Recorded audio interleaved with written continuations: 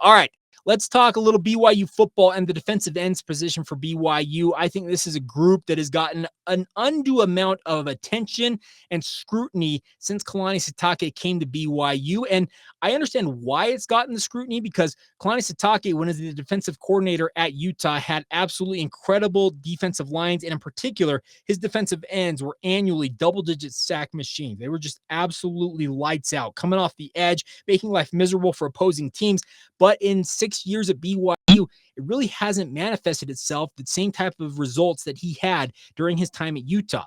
Are the defensive philosophies different? Yeah, I would say that they are different. I think Utah's got a different philosophy of how they go about things. I think there are different type of athletes that Utah recruits versus what BYU has been able to recruit. I think BYU's been trying to get to the level that Utah's recruiting at, but they are not there. Maybe they will never get to that level. It's just an argument to be made there.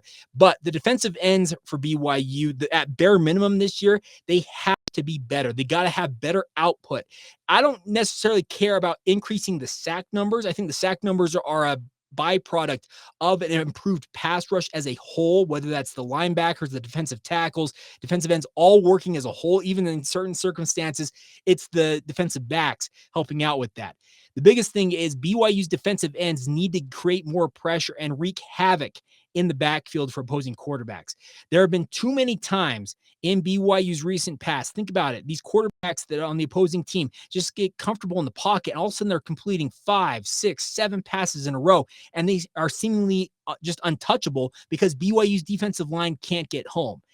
I am hopeful that BYU's defensive line can do better about this. So I've got my trusty little, it's a prospectus that BYU put out, and I wrote down some notes on the defensive ends for BYU that we're going to talk about here. And I think this position group begins and ends with Tyler Batty.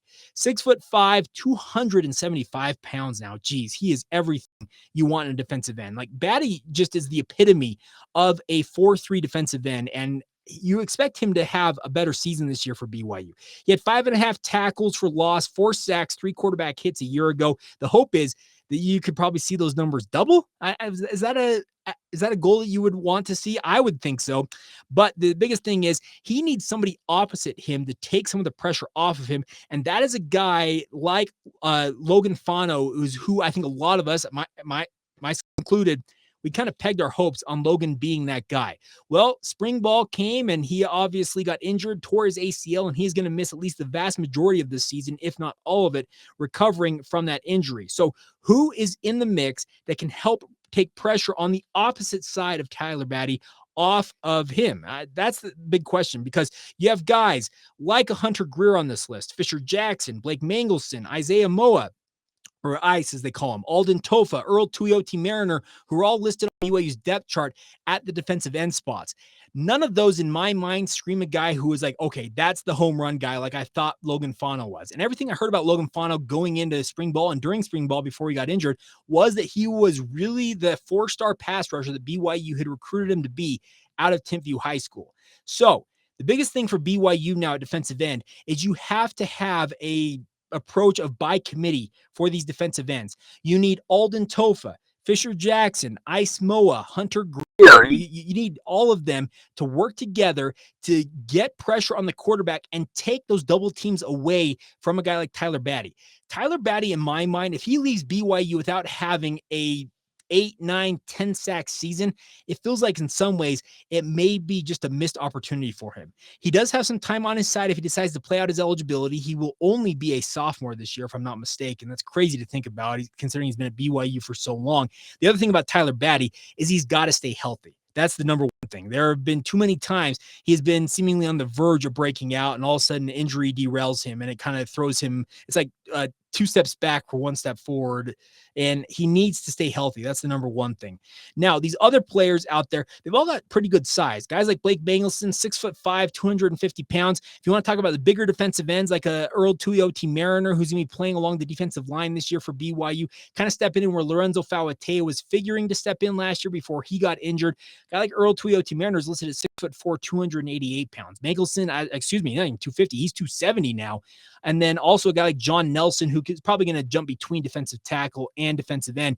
He's at that strong end position, which is kind of a glorified defensive tackle position, 6'4", 275. So BYU's got a bunch of girth on this defensive end. The issue is getting guys to get pressure on the quarterback.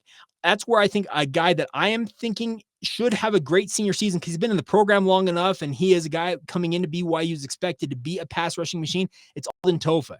If his head is right and he gets his skill set kind of tuned up the way that I think it could be, he could be an absolute force off the edge. They list him at 6'4", 272 pounds. Alden's played about 240 and 250 during most of his BYU career. So he is bulked up this year.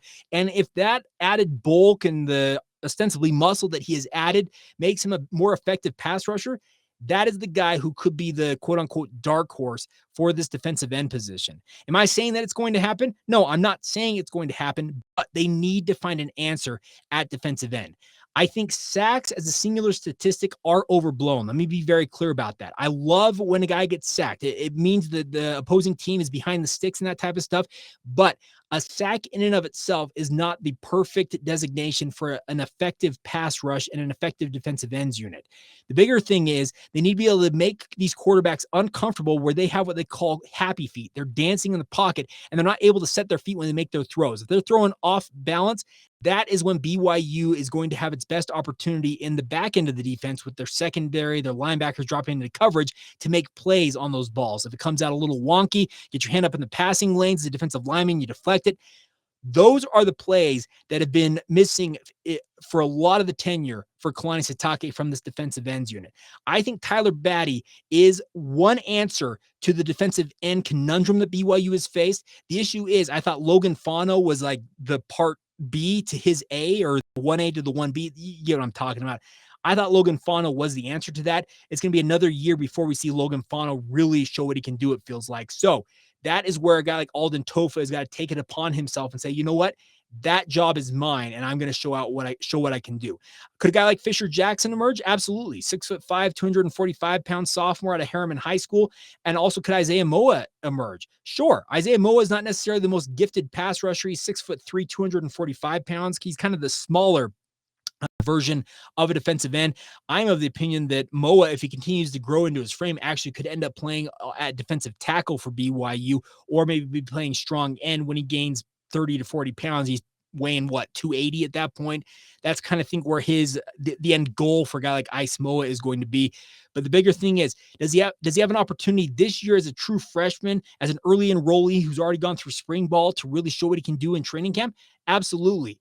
The biggest goal for this defensive ends unit is to find the opposite player of Tyler Batty. You need to find somebody who can help take pressure off of him. If you don't, guess what? Tyler Batty is going to be frustrated all season long because double teams are going to be schemed his way. Defensive line adjustments will be needed to free him up, but teams are just going to scheme their whole defense to say, okay, where is Tyler Batty? Where's number 92? Okay, make sure that we slide our protection towards him. Make sure he does not get after the quarterback. We'll take our chances with X, Y, and Z over on this other side, but we're not letting that guy blow it up for us.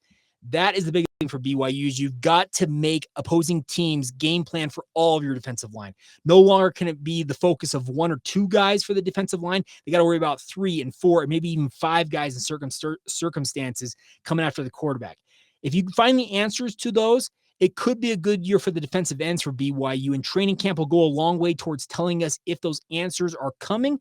But really, the true answer, maybe we won't be able to evaluate fully until maybe midseason at the earliest. Maybe the end of season is really when we'll know, hey, they did find the answer, or B, they didn't find the answer, and they're back to the drawing board once again and hoping and praying the guy like Logan Fano is healthy for 2023. But we'll see how it all shakes out. The defensive ends, a lot of intrigue, a lot of promise, but they have a lot of pressure on them. There might be some undue pressure in a way, but when you haven't had a standout defensive line and a pass rush, especially during the entire tenure of Kalani Sitake as a head coach, you can debate effective, I suppose, but the biggest thing is it's just not been what BYU fans expected and or what they do expect moving forward. Maybe this is the year. Fingers crossed, maybe this is the year the defensive ends break out for BYU.